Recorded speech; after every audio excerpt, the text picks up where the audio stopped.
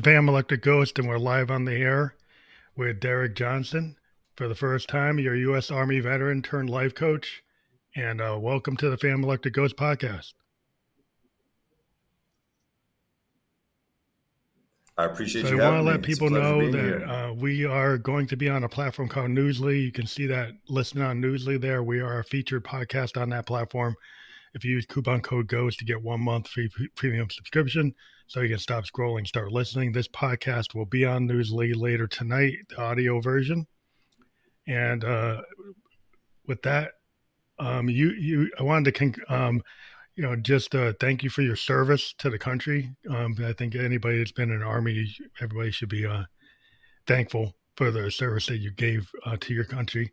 And maybe you want to start with what Thank you're you. Thank doing you. now, because you're an Army veteran turned life coach. And what we're going to talk about in this episode is how to flip pain into fuel. And maybe you can talk about maybe wherever you want to start with, like your background in the Army and then how you got into life and to be a life coach. And it's your choice how you want to start that.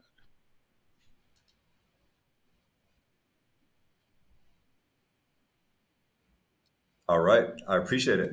Once again, it's a pleasure to be here. So, my name is Derick Johnson. I'm a U.S. Army veteran. My father was in the U.S. Army for 23 years, and my mother was always a kindergarten teacher.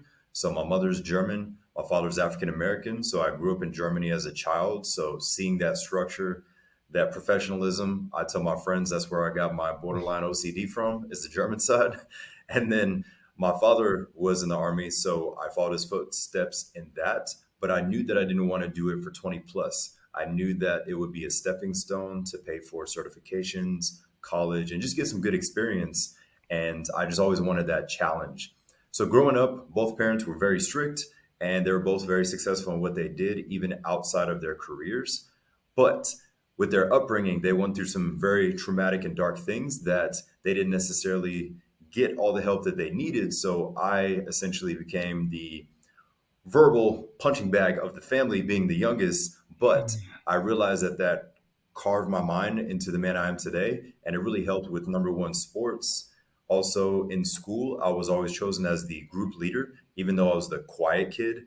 I was the quiet kid who just was having crazy stuff happen every single night growing up. So I'd be the quiet kid in class, half asleep, but I would always be hyper aware of my surroundings because of the family upbringing. But I realized that I connected more with people in sports in the classroom because of that type of relationship with family. So I know a lot of the listeners could probably relate to that. If they went through different things, they relate to people more than others because when you've been through hell, you connect with others and you can kind of see it in their eyes as well. So, with that being said, that kind of paved my path to helping people. It started with sports. And then from there, I became a personal trainer at 16 years old. And then the older I got, I realized that I wanted to help people with their mentality as well. So, once I was in college and in the military, I would see clients that I worked with from years ago, and they would lose all the progress that they made. But I wouldn't be annoyed with them. I'd be annoyed with myself because I felt like I let them Mm-hmm. down. So I knew that I didn't make the mental shift for them. And that's what inspired me to get deeper into life coaching because I said, okay, I can help someone get in shape, have a better relationship with food, et cetera, et cetera. But I wanted to make that shift. And that's why now my tagline is I help people identify patterns that are no longer serving them so we can flip those so they can thrive. So that way they can attack all areas of life and feel like they're thriving and not just surviving. So, in a nutshell, I was an athlete turned military and now just coaching, helping other people to level up with their fitness, overall health, and also with their personal goals. So they no longer let their past control them. Yeah, it seems like it's like when I've talked to a lot of people, some people forget like it's like mind, body, heart, soul. It's like the whole experience. So it's like there's something if you're having a problem like with your mental like outlook and if you don't take care of that you could you're not gonna have all Yes. the legs you need to win because you mentally have to be fit, you have to kind of spiritually be fit, your heart has to be into it, and then your body has to be there. So it's like, so when you teach people about training, do you have to kind of let people remind people that you got to have like a balance in all those aspects of you being a human being.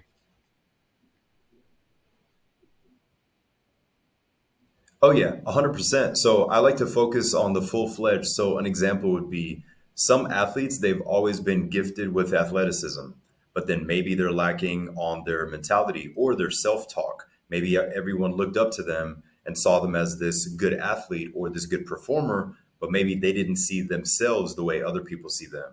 So that'd be one example. On the flip side, it could be with somebody in their career. They crush it on paper in their career, they crush it financially, but maybe they Mm-hmm. neglected their health because they give all their energy to their career, to their business. So there's always one part that people usually neglect or need help working on. So that is the thing that we focus on first. And then we start to add just better things and more empowering things to their routine so they feel in more control of their mind and of their body. So nothing is necessarily drawing them back or they're not their own biggest critic. Because with some people, they're doing well in all areas except for Yeah. that inner voice. So we really like to emphasize on that. So to make sure that they aren't the one necessarily bullying Mm-hmm. themselves, I like to say, because of something from the past or some preconceived notion somebody else placed onto them, and they carry that into every business, into every relationship and friendship. So we just break any negative barriers so they can feel like they can Mm-hmm. breathe again. They're much looser, and then they're more confident to attack whatever they want to pursue So in why do life. you think people struggle mentally so much nowadays? I think that what I've run into, like I'm in multiple legs. You know, I'm a software designer, I'm a podcaster, I'm a musician, I'm an artist. So I kind of see things in multiple parts of my life, and I have seen there's like a lot of issues where people like are struggling with you know, a struggle mentality because they don't like have all those legs, or they don't know what to do, and they need to go to a life coach, or they need to get some kind of advice. Yes. So one of the main things is because of our phones and social media, we have information overload. There's so much information coming at us at all times. Everything and everyone wants our attention. So sometimes all we see is extreme things. An example, this guy says just eat liver. Mm. This guy says go vegan. This person said you need to take an ice bath every day. This person says you have to neurohack. This person says you need to get in a sauna 7 days a week. So like all those things could work to an extent, but everything is extreme now. So they're like, what do I do? Everybody's extreme on one thing and they push it hard. So people feel Mm-hmm. confused because of all this information. And then a lot of it contradicts itself. So then they feel kind of stuck. They're like, okay, what do I do for my body type or my situation? They're extreme with this, but what if I do still want to do that and that? Do I have to choose one? Yeah. So I think number one is that there's information overload, so they don't know where to start. And then also the source of that information could just be pushing something to make profit, or maybe they do live that lifestyle. But either way, I just like to come with the approach into looking at somebody's life. So from the outside, people push products and services, which is fine if they're solving problems, but a lot of people and companies they don't get to know the Yeah. individual where they don't have just like they act like they have a one size fits all technique or product or service, but I believe in the relationship, getting to know that person. What is their routine like? What was their upbringing? All the finer details, peel back the layers, and then you can really identify what they need. They don't necessarily just need a workout program or just the accountability. They might Yeah. need something totally different once you start to learn more about them and just have a personal relationship. So I like to really focus on personal relationship. So going back to your question is that the information overload makes them feel like they have to jump from thing to thing. They tried this.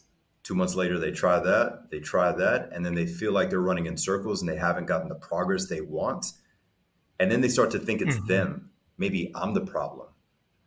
And then they start to doubt themselves, and then a cycle can begin, which just makes them feel down and they start to feel negative. But again, it's just so much information is at once. They don't know who to trust, what to do, what works for them. And they're just like, ah, feeling overwhelmed. But that's definitely one of the big Yeah. It's things that I've definitely, seen. I'm a child of the '70s, so back then we had like four channels in the radio in our record player. So we had more time to focus. I do see the difference with the young people today because like I could listen to a whole album, and then I hear people just jumping around a playlist. They never really get to know Yes. Marvin Gaye. They never really get to know Stevie Wonder because they just keep on jumping around. And so, like as a musician, it's a big problem because people don't actually listen to your Oh yeah. deepest tracks, so they don't really know who you are. Right? They hear one thing, and then they're ready to jump to the next thing. So yeah, I see that lack of focus that it's across everything because like Exactly. that cell phone is pinging you and you get distracted. Anybody, the latest TikTok or the latest reel or somebody's chatting you, like where's your focus? We just used to get a phone call on a wired phone, maybe. So it's like, Oh yeah, yeah, exactly. If it was in the right line, I remember having to change the lines for a fax, and I'd be on the internet, and my dad would kick me off because he's in the other room, and I'm like, "Hey, I'm trying to do some online gaming," and then he had to yeah. send a fax It's out to not the way somebody. I'm it like, is. It's "Oh like, man, yeah. you So the knocked me focus, off." like, it's hard to get people to realize like that one size doesn't fit all. We've got so many things out there and people trying to kind of, people are salesmen. There's a lot of people who are salespeople and they like to pitch. And are you going to be like getting Oh into a yeah, pitch? Or are you looking for something that actually fits who you are? So I think sometimes people have to get to the basics. Like, do you really know who you are before you go searching for somebody to help you? You kind of have to have an oh idea. yes, And maybe you need somebody that's actually going to help you figure out instead of just pitch one thing to you. Like actually, listen to you and actually, get a customized solution, which sounds like that's where you're coming from, is the idea that, one size doesn't fit all. And you do have to kind of have that relationship and figure out by listening to somebody what's going on. oh yes. Exactly. One of the big things I notice in conversations, even if I don't necessarily work with the person one on one, we just peel back the layers with specific questions. Like, here's an example. Person one would normally say, I just want to lose weight and feel healthier. And they haven't really thought much more to it. Person two is like, I want to lose 40 pounds before this wedding because I'm tired of seeing these pictures at my grandma's house with me looking like that. So person two is way more specific. So if somebody is not very specific, I just try to peel back the layers. I'm like, why do you want to lose this weight? Or why do you want to work on your public speaking? Why do you want to be better at a presentation? And then once you dive deeper, they get more comfortable. It's Hmm. usually something from the past. Maybe they got bullied. Maybe they were always called the quote unquote fat kid. Or maybe they used to have a stuttering issue where nowadays in the professional field, they can't give a PowerPoint presentation without thinking of those times where they got embarrassed in school. So there's a lot of different things, and those are honestly my favorite things about humans is just learning about their story. And they can just see the blank face that I have because I'm just neutral. There's no judgment. I'm taking notes. And then from there, if I'm not the person for them, I'll guide them in the right direction. But if I do have the experience and expertise to help them with that, then I'll show them how that can look. But in general, the best thing about it is seeing when people start to have clarity, like, I haven't thought about this in 10 years. I really do think that's why I do this, or that's why I react like this. So when they start to get some clarity, they start to see clear. And that right there is what a lot of people are missing is just a sense of clarity. Because when we're not confused, we feel more in control and less stressed. Because right now there's so much confusion. This app wants your attention, the media, this influencer, grandma wants your attention, your dog, your kids, everybody wants your attention. So people have been starting to lose themselves because they're giving all of themselves to everyone else and they're neglecting themselves. And then when they do get some alone time, they just feel drained and they're like, Yeah. man, it's been a couple weeks or months since I've worked on my body or mind, but my people need me, so I need to go back to what I'm doing. And then they realize that they've been neglecting themselves for a while, and then they try to overshadow it with the vice. So it's a vicious cycle. But again, the best thing about it is once somebody can get some clarity and can be hyper specific about what they truly want, not just a broad statement, then they start to feel better, even just saying it, opposed to just I want to speak better or I want to lose weight. There's always a bigger reason why. Yeah, you can do that elevator pitch to advocate for yourself.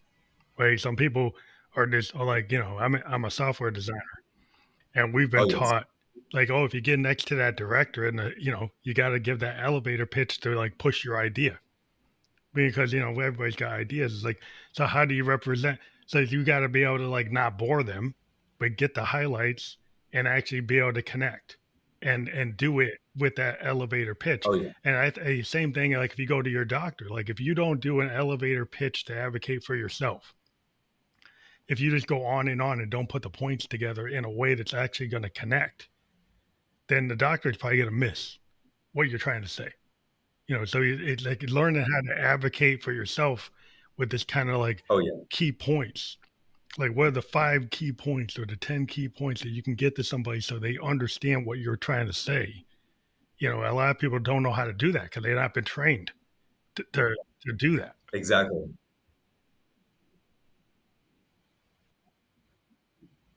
For sure. And that's one good thing about active listening. I'm a big component on active listening, like just outside of coaching, is just truly listening to somebody in public. So here's an example. If I'm at an airport, I'll have my headphones in. I feel like every single time a stranger comes up to me, hey, how you doing? And next thing you know, they're just like pouring out to me for 20 minutes. And I'm like, hey, it was a pleasure to meet you. I got a flight soon, or wherever I'm at in public. I could be sitting at a coffee shop in the mall or wherever. But I've always felt that since high school, that would always happen. And I was the quiet kid, and I'm Mhm. still like laid back and usually keep to myself. My girlfriend and my dog, like we're pretty laid back and everything. But in general, is I noticed that some people that have been through dark times and trauma, people approach them because they just sense, I guess, Mhm. calm energy. And those moments right there, I feel are truly needed more than ever because we've been on the receiving end of it. An example could be if somebody goes to their local shopping center, Publix, Winn-Dixie, Groove and Newman, like whatever's close to them. Mhm. If they're shopping and they're in a bad mood, maybe an old lady approached them and asked them about the pasta in their basket. Like, why did you get this? Oh, I remember my grandbabies used to make this. And they go on a story. And next thing you know, you walk back to your car, you're like, wow, I don't even know how she approached me. I just had a terrible day, but I needed that Mhm. 2 minute interaction or that 10-minute Yeah. conversation. So I've always liked being that person for somebody else because I knew what it felt like to not have anybody to truly care to listen. Because they're always like, hey, be quiet when you're a kid or a teenager. Shut up until somebody speaks to you. Don't speak until spoken to. And like Yeah. all this stuff that goes on in people's minds, a lot of them, they carry that into their adulthood and they're like, I'm trying to tell these people what's on my mind, but nobody really Yeah. cares. Or they're just scrolling on their phone doing one of these numbers. Oh yeah, yeah, yeah. I'm listening. Yeah, uh-huh. Keep going, keep going. Not even paying attention, and then the person just stops caring to even open up to anybody because they're like, Yeah. I have nobody's attention. So I challenge people to just Yeah. be better at active listening.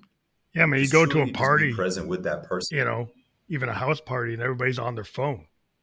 Where like in the 70s, you actually were talking, right? In the 70s and the 80s, Oh like yeah, there, like there's no phone. Like you actually had to talk to the girl or talk to exactly. the people at the party. Now people are like, oh, they're just on the phone. It's like, well, you're at the party. Are you on the phone or are you here?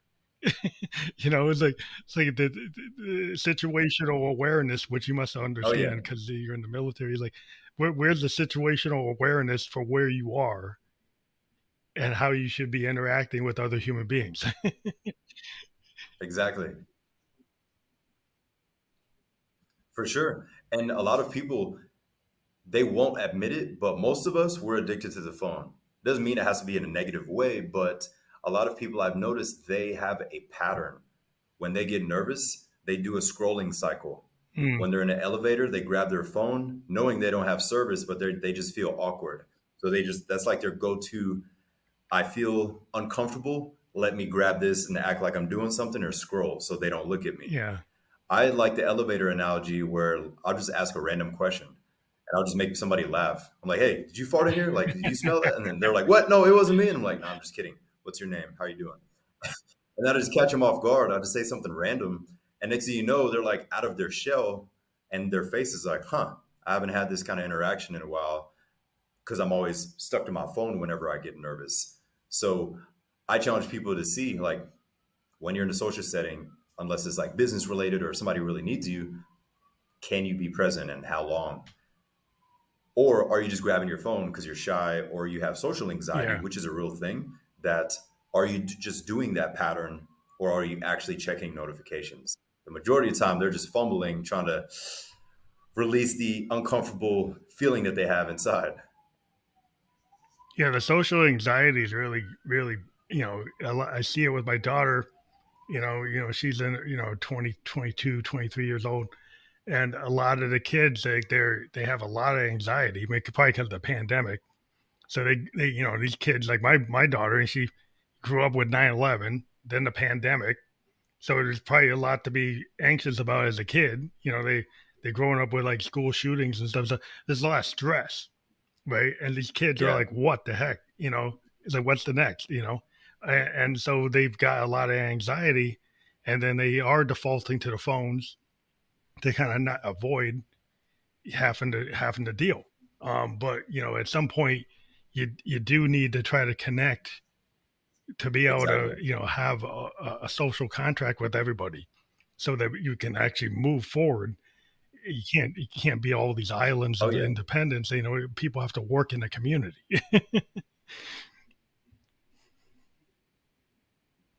Oh, yes. That's the only way things can work. You got to be cohesive. So, something that I test people with, clients, friends, even strangers, is anytime you're out in public, give one person a compliment. And I don't mean hit on Mhm. them, but just give them a compliment. Hey, nice shirt. Hey, why did you choose that pasta over this? Just like start a conversation about anything, and you'll be surprised how good you feel, how good they feel. And then, yes, some scenarios they'll just give you the finger because they don't want to talk, which, Yeah, hey, it is what it is. But the majority of the time, they'll be okay to talk to you because you're just approaching them in a normal way. And a lot of people are missing that because we have been on the receiving end of that where somebody spoke to us, we were not having a good day or a good moment. They made us smile, they made us laugh.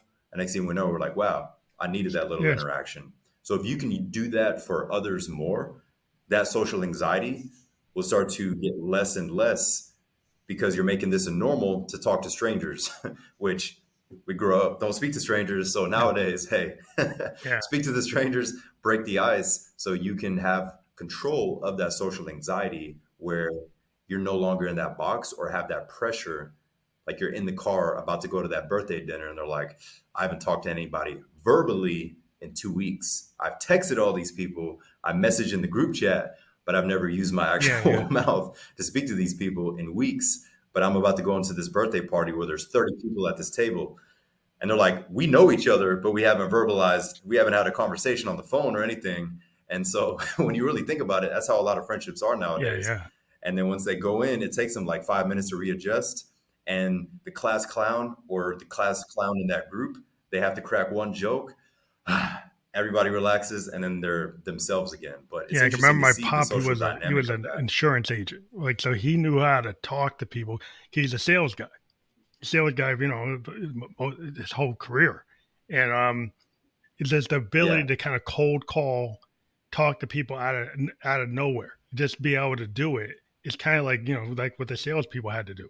The person selling the encyclopedia, vacuum cleaner salesman, the insurance agent, they had to get outside of themselves and get that level of confidence to be able to do it.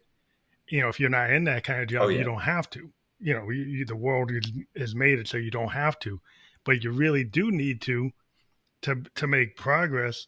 Like we said, with like how are you going to show up with your friends if you don't have social skills? you know, Oh, so yeah, exactly. But yeah, so doing that little trick in public and just speaking to yeah. people will benefit everyone. Even if they're not in sales, they'll just feel more comfortable at any given moment to be put Yeah, on the it's spot in a definitely social something setting. that, I remember, like, my pop wanted me to go into sales and I wasn't really into it because he was so, like, you know, he was a people, a communicator. He's able to be really good with people. And so I went into Okay. programming.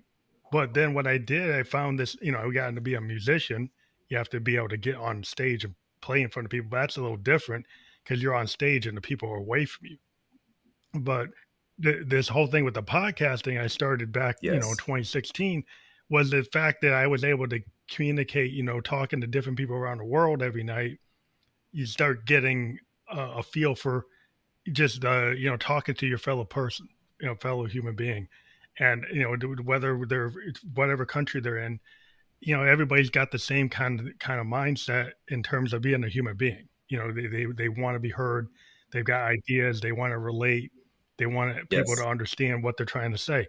And I think that has helped me, being the kind of person I was, a more of an introverted person, and now I'm more out there because I actually am doing it.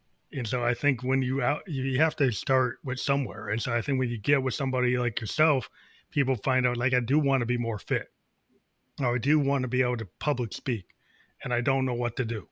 So then you need to find a coach that's going to fit what you want, right? Yes.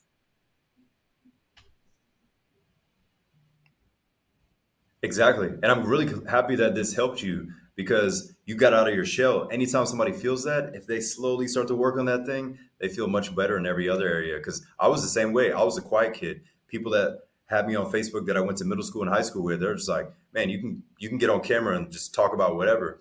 And I'm like, yeah, I was always the quiet observer. I wasn't shy. I was just always watching the room. Mm-hmm. I was reading people, body language, is but that comes from upbringing, crazy family, and alcoholism in the Mm-hmm. family. Seeing wild stuff, you have to read the room really quick because it's Yeah, going to pop yeah. off. So I think that that's a skill that people learn when they grow up in a wild family dynamic, that they can observe the room really well. They may not be scared or shy, but they're just quiet because they're reading everything and everyone. It's a good skill to have, is like that listening skill, to actually, a lot of people stomp on each other today because they don't have the listening skills.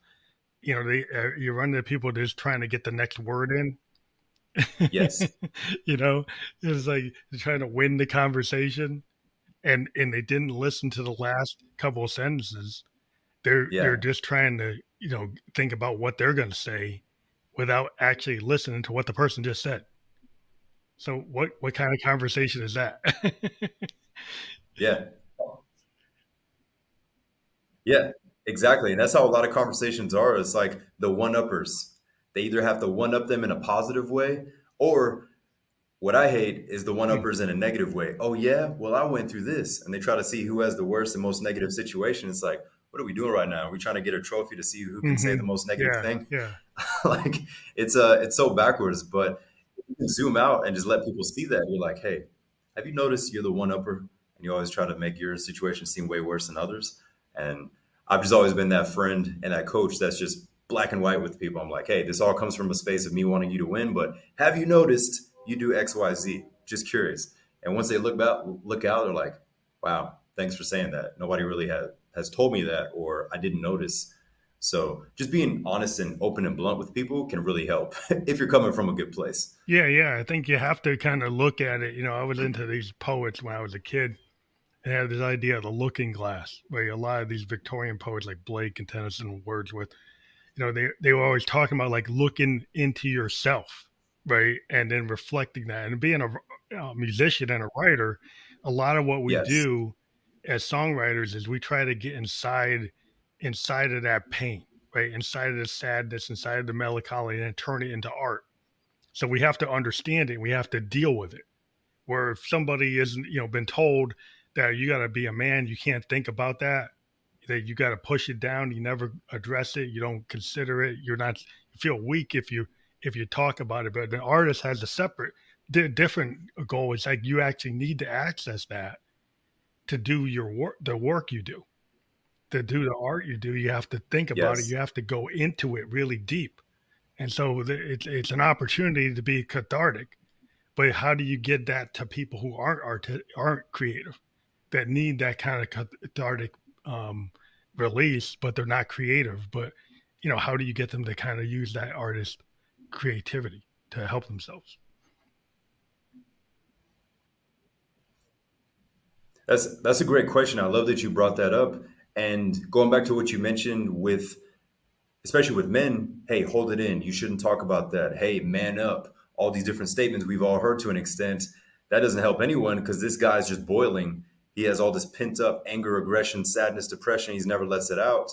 which if he can find an outlet. So I suggest there's a few ways, but I always suggest that people write out what are some things I can eliminate.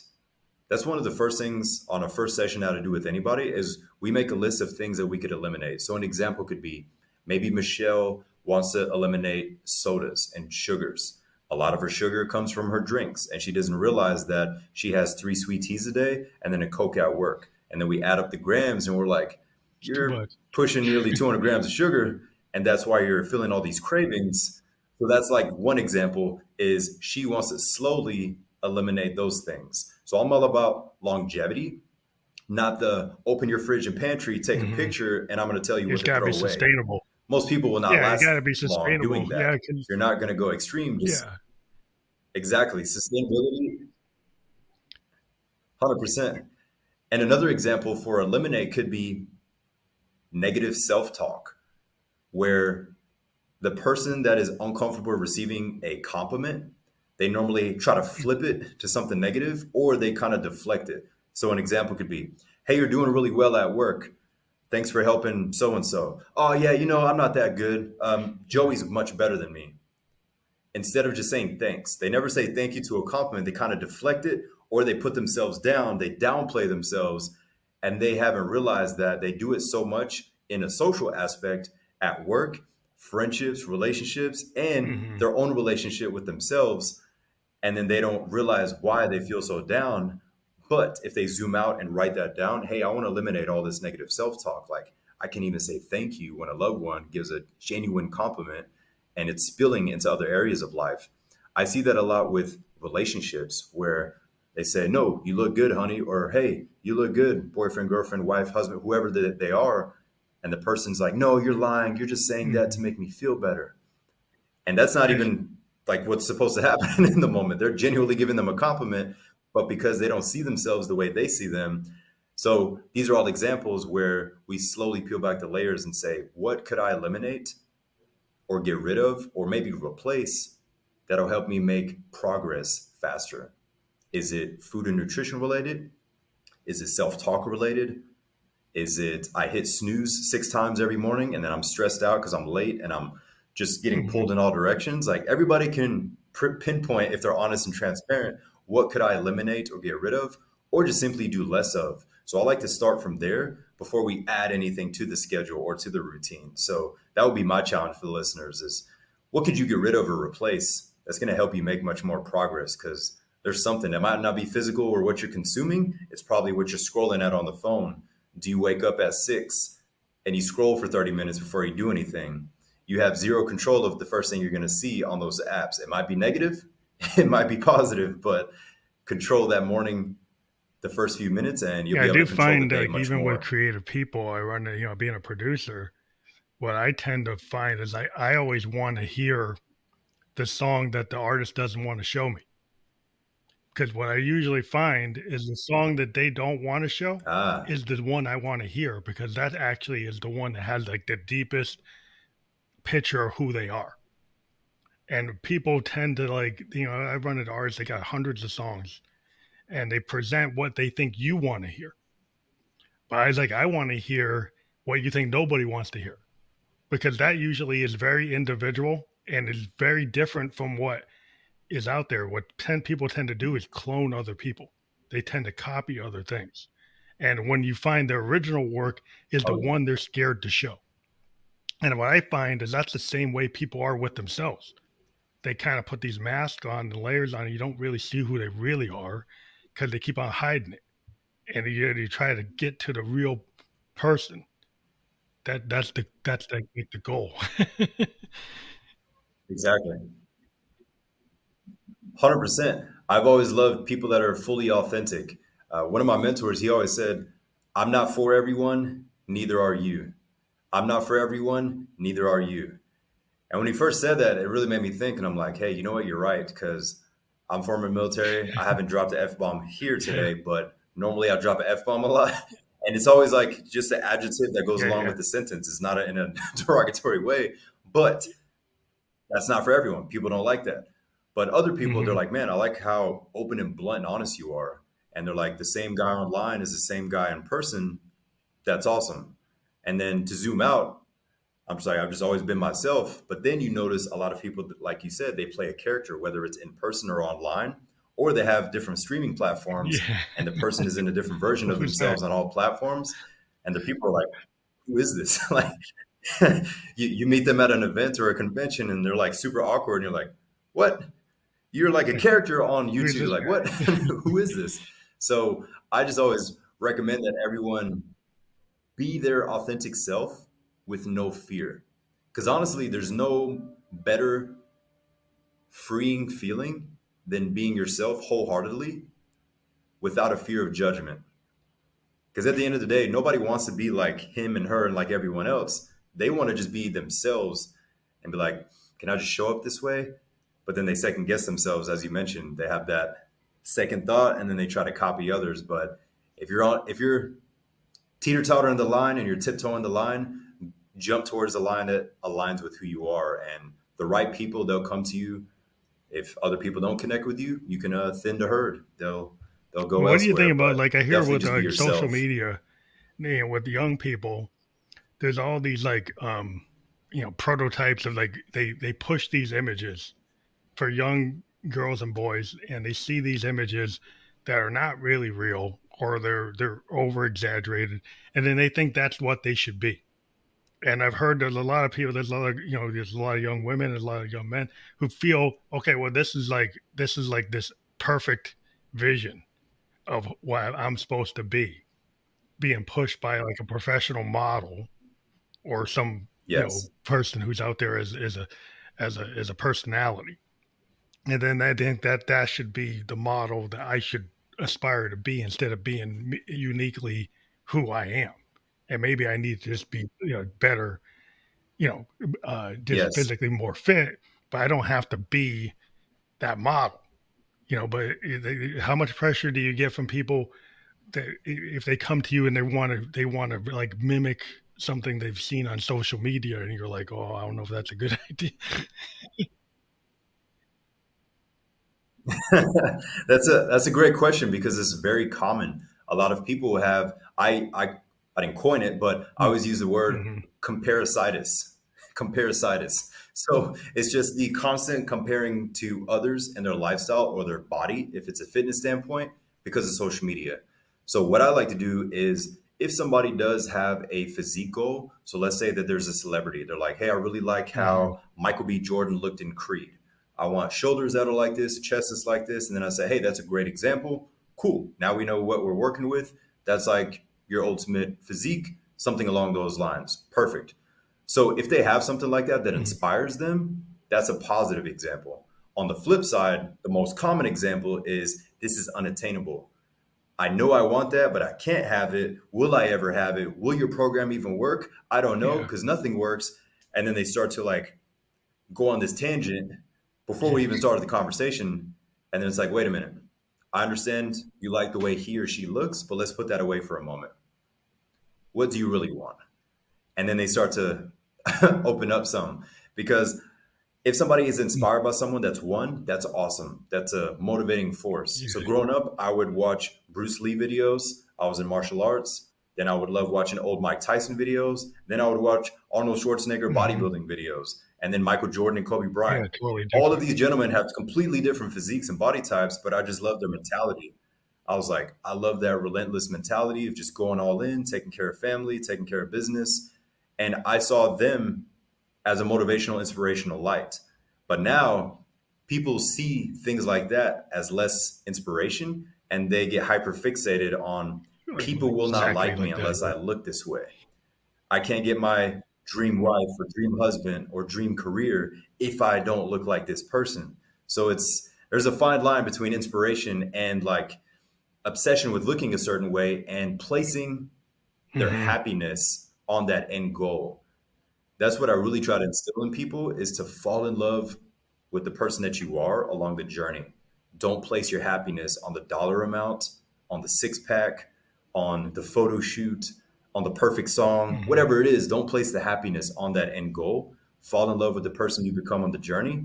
And that's where the true happiness comes from because they're like, wow, I'm a great musician now, or I'm good at speaking, whatever it is. Like those are moments where that person truly loves themselves, where they're not even worried about what they originally wanted. They'll still get it, but Yeah, I mean, it's their like when you happiness think is about not somebody on an like, end well, I goal. want $1 million. Well, what do you want with to do with that $1 million? Right? Or the, I knew a bunch of musicians when I was 16 Yeah. that because they couldn't play like Hendrix or they couldn't play like Prince or they couldn't play like Bootsy Collins, and they gave up. But I said, I was pointing out to him, like, well, there are bands like The Clash, there are bands that are like punk bands, and there's like guys that are hip hop that don't know how to play like that, but they can still do something. So the problem is like some people are just like Oh all or yeah. nothing, or you have to realize, you why do you do? I do music because I love it. Whether or not I was going to make a hit wasn't the point. I like to play, and I like to be around people who play. And if it becomes a hit, that's fine. But I play because I love music. If you play because you want to Oh yeah. be Prince, well, there's one Prince and he's not here, and you're probably not going to be him. So do you do it because you love playing? Maybe you were inspired by him, but you're not going to be him. But you could get close within your own capability to be your own self. Exactly. And that's awesome. The part you love what you do. And that right there is honestly one of the rarest things. Loving what somebody does and being truly passionate about it. Because how many people do we know, or we maybe used to be the person who hated their career, hated what they were studying in school, hated this, hated that, or they went down a path that mom, dad, grandma, professor, or Mr. Jimmy down the road said, you should go do this with your life. And then 2 years to 10 years later, they're like, Why they do why did I listen to him? Deep that? down, I wanted to go this path, but they had fear. So that's another thing I like to ask people. I was like, you're great on paper with the money and this, but are you fulfilled? Usually not.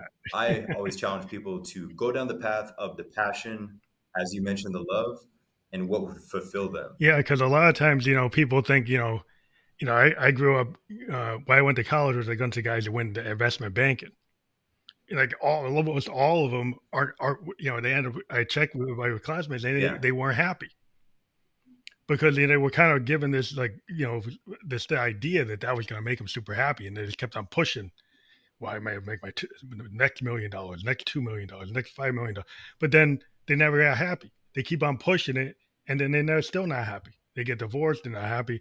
Got this, not happy. It's like that wasn't actually going to make you happy. It's like what makes you happy is like feeling good about what you're doing.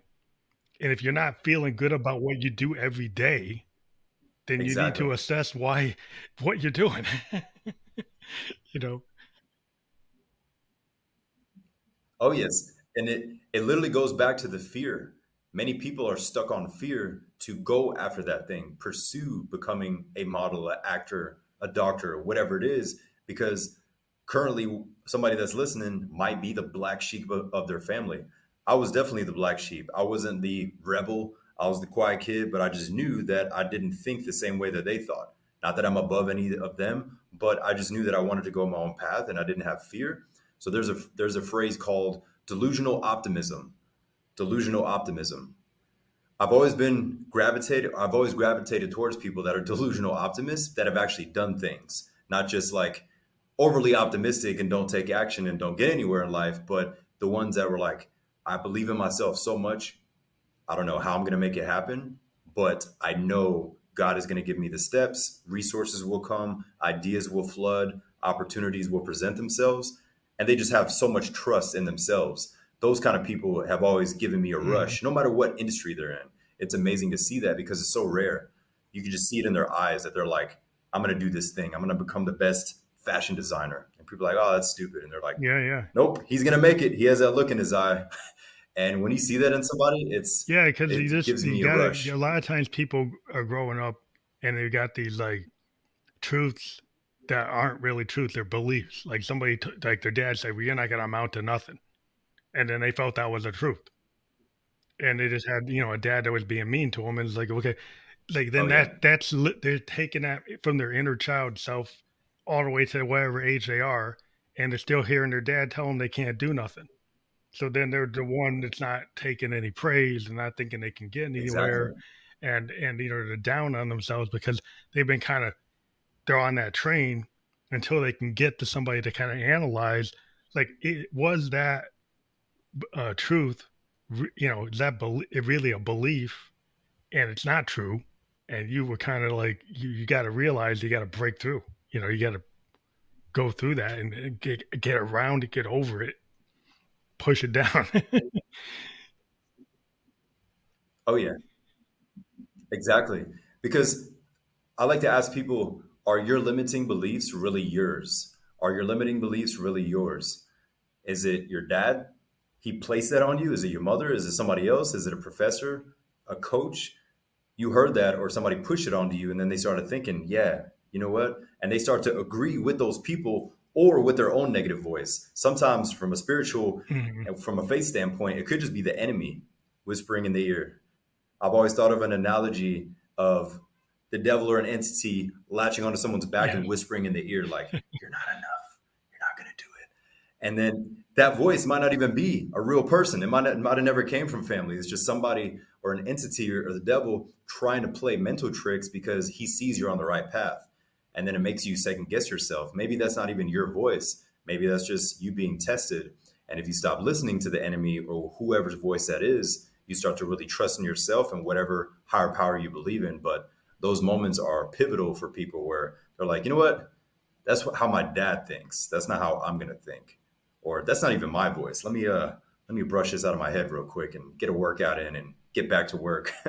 But definitely being able to identify, is this my limiting belief? And if it is, where did it come from?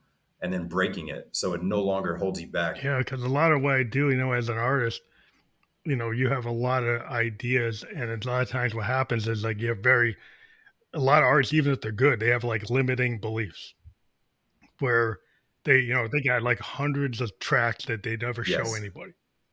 And then it's like, because they don't believe they're good enough. And it's up to like producers and people around them, they're like their managers. They go back and they look at their stuff and they say, hey, this thing you're so scared of, that's like the best thing you've ever done.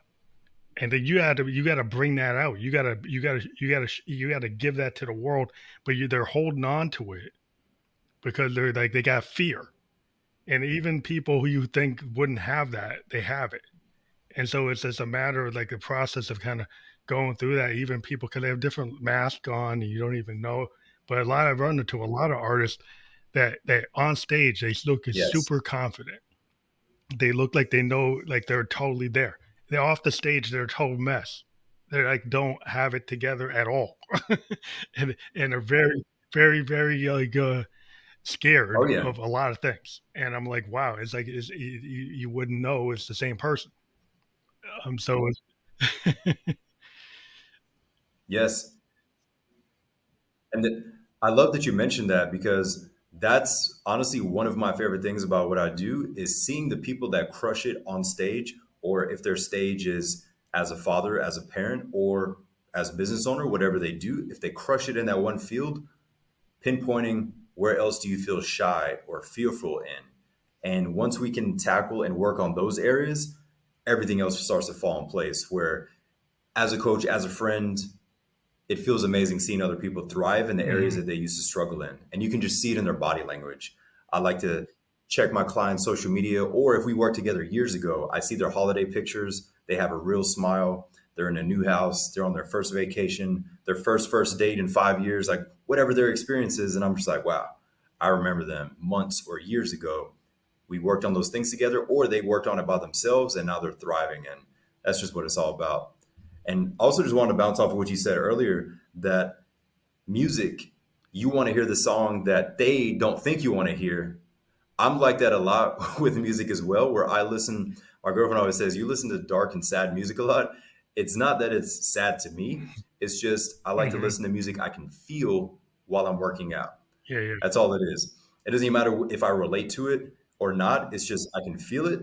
And my friends are like, dude, why are you listening to this? And I'm like, that's the song that I feel. And they're like, it's not even the hit. It wasn't even on the billboard. I was like, I don't care about the yeah, billboard. Like, he put his heart into this. He's pouring his soul into this track. yeah. Even if it's just a guitar riff or the guy's rapping or the lady singing, I'm like, this is giving me chills and pushing me. And it's interesting that you mentioned those things. So those are honestly Yeah, my the favorite type deeper of songs. It's tracks. not the ones on the radio, Yeah. it's the ones on the album, song number 16 or 17 that Well, everybody it's like skips. what I And I'm always like, tell people, like if you read a that's the real book, one. do you read the cliff notes or do you actually read it? When it comes to a musician, if you look at their album, their single is not showing you who they are. It's all the other tracks on the album that show you who they are. Just like if you Oh, read yeah. a novelist, it's the same type of art. Most of these artists, those songs are part of a whole thing, and you're only hearing one of them. And then you don't see the full picture of who they are. If you read a book, you read the whole For Stephen sure. King, right? You read the whole thing. Then you get the real feel. But a lot of people are like cliff noting artists, musicians, particularly in this age compared to my childhood of the '70s. I listened to the whole Stevie Wonder songs in the key of life. I listened to Marvin Gaye, what's going on, the whole thing, because I got the picture of the whole Yeah. idea. And most of these songs were written as part of whole thing ideas. And so if you don't listen to the whole picture, you're missing a lot of it. So I think a lot of young people are missing the aspects of a lot of artists they think they know, and Oh, they yeah. really don't know them.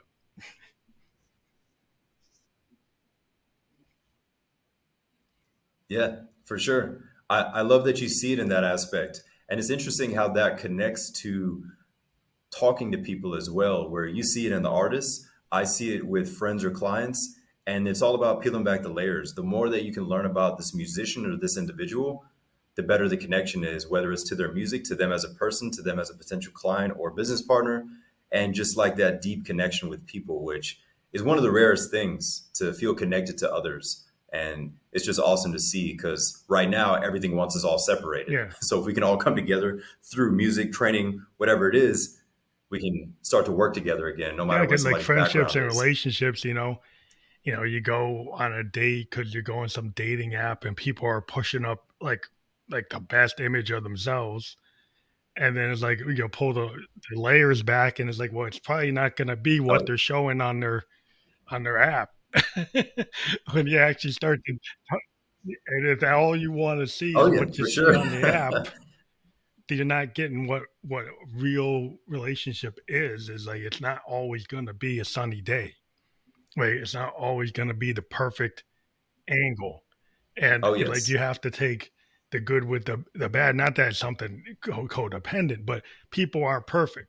Human beings aren't perfect. So if you're looking for perfection and that's your concept, you're gonna get disappointed. Oh yes. Every single time. You need that human interaction, that connection, where it can't just be the surface Yeah, level Photoshop, and perfect even the the lighting, the the, the right, eye contact. You need the real yeah, the thing. write up of everything being like, oh, this is like I've always had like the best of times.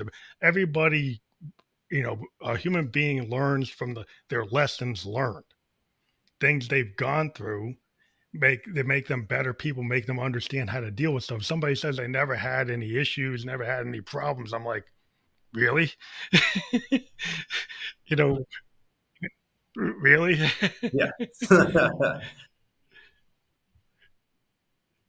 You're like, come on, what really Yeah, you happened? had to kind of, But also the best thing about being the individual who speaks up about those things, you start to feel freer if you start to slowly in the yeah, right interactions. We don't want to just dump yeah, our yeah. things on everyone, but if we have the right interaction and we just open up slowly, peel back the layers, the person, they can learn something about us and we feel open. We're like, wow, all I had to do is express it to somebody and it's a win-win for both. One person's like, wow, I never knew he went through that. And the other person's like, wow, I never knew this would feel this good to let it off my chest. So definitely having real and deep I think empathy conversations and is really important connections. because we have kind of an age where people can't seem to not be able to put themselves in other people's shoes and have like these concepts that are very Yes. stereotypical identification of like, okay, this is what I think this person is on a very surface level interaction, and then not giving that person a chance or not having the empathy to understand culturally, socially, all kinds of reasons why this person might be where they are. And so I think a lot of it is this having a certain sense of Exactly. humanity is to have the empathy for your fellow person and understand. Now, not to the point that they're going to do something. over you. Nobody wants to have somebody doing something over you, but the connection of the empathy is like there's an Yeah. understanding, and it's not it's judgmental. And I think people need to kind of get Oh yeah. out of their camps and get more into understanding.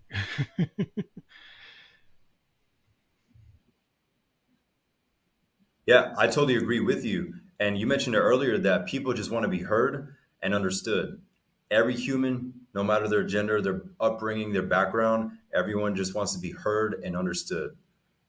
Is somebody listening and do they understand me? Because if we're not understood, we're like, oh, is Yeah. nobody's going to listen? So why should I say anything anyway? So if we have those two, you start to open up and feel better. And it just feels good to be the active listener or being the person that's actually being listened to. You're like, wow, we both made each other feel good. So have more And of the those other idea moments. that we'll get to now we're closing is that using pain as fuel. As a songwriter, that's like our thing. Like most songwriters, we take pain more Yes. than joy. I like funk, and there's a lot of joy in funk. And so, I like to play bass, and I can get into the funk. But a lot Yes. of songwriting comes from pain. And so, I like to have your understanding of pain as fuel from your point of view. Yes, for sure. Great question. So I see I see pain as number one, identifying what was one of the biggest and deepest and darkest and most painful moments in said person's life. They can think of it for a second and then they can say, how can I use this to my advantage? To some, they might be able to use it if they have a competitive mentality like an athlete or military. It's easier for them. For others, it may not be easy. So, with that person, I challenge them to learn their family history on both sides, no matter about their relationship with them. Maybe they hate that side of the family. Maybe they never talk to that side of the family. But if we zoom out and push pride and ego aside and say, what did great grandpa go through? What did my mom and her mom go through and that side of the family? Once you can learn more of those stories, you see how much they all overcame and have overcome for you to be here right now. And it makes your current situation seem less stressful. We're not going to pretend it doesn't exist. We're not saying your pain isn't real. It does exist, but sometimes we have to zoom out and say, why did these people act this way? And slowly start to learn their background. Because like in my upbringing, I knew they weren't yelling at me. They were just had a rough upbringing and past that they just never fully worked on it. So I was like, they're yelling at somebody through me, Mhm. not at me. So that helped me. Once I had that aha moment, I was like, huh, all those drunk nights, they weren't yelling at their son. They were just like screaming at their younger self or whoever did whatever in their past. And the next morning was like, hey, want to go have breakfast? I was like, Yeah. what is happening? But from a fitness standpoint, I use that pain Yeah. to fuel my workouts, but also that pain turn into a gift to connect with others because you can see when Well, somebody yeah, else the has pain empathy. and try to Yeah. help them in some Yeah. type Yeah. of way. So I would first, step one, exactly have that empathy. So step one is how can I use this to my advantage? And then step two, learn your family history on both sides to see the darkest things that people went through to then maybe have some clarity of why those things happen to you, but then use that to help serve others. So, one quote I want everybody to walk away with is become the man or woman that you would be proud of. Become the man or woman that you'd be proud of and give him or her to the world. Become the man or woman that you'd be proud of and give him or her to the world. So, work on that side you need to work on, become better, and just present that best version to the world and help them where it's a Well, fulfilling that's an prophecy. awesome thing to end on, and we want to let people know we've had your website up, fitwithderrick.com. So that will be clickable when we're fully published. And if people click on that, what do they find there? So, they will see hundreds of clients, fitness, and also mindset life coaching. So I like to have pictures and videos of real people with real results so they can see different age, different demographics, and they can see their stories. Some overcame addictions, some bounced back after divorces, some just wanted to beat that bully that was in their head and get in better shape, and some wanted to crush that social anxiety. So you'll see various stories, but at the end of the day, it's all about breaking those old patterns so they can thrive. And that's why I love showing videos because they can see it in the way that they express themselves. and there's no Photoshop in the pictures. Again, social media is a little sketchy, but I like showing real people, real results. And as I mentioned earlier, I'm not for everyone, but if you like rawness, in your face, black and white, just Mhm. blunt energy that is there to help, then hey, That we sounds might great. be a good That fit. sounds cool. And that's what we like to bring to our audience. You know, people, their authentic selves. That's what we try to bring authentic, individuals to the audience that are showing who they are. And that's why we like to do it like these podcasts for like an hour, because I don't think you really know somebody in like 10 or 15 minutes. So that's why we go full length, and we actually hit it. And so thank Oh yeah. you for being on the podcast tonight. Just hang back when we finish in the green room for the final recording. But yeah, it's been a pleasure to have you on tonight, and thank you again for being All on the right. Fam Electric Ghost podcast. Thank you for having me. It was a pleasure Good being night. here. Thank you.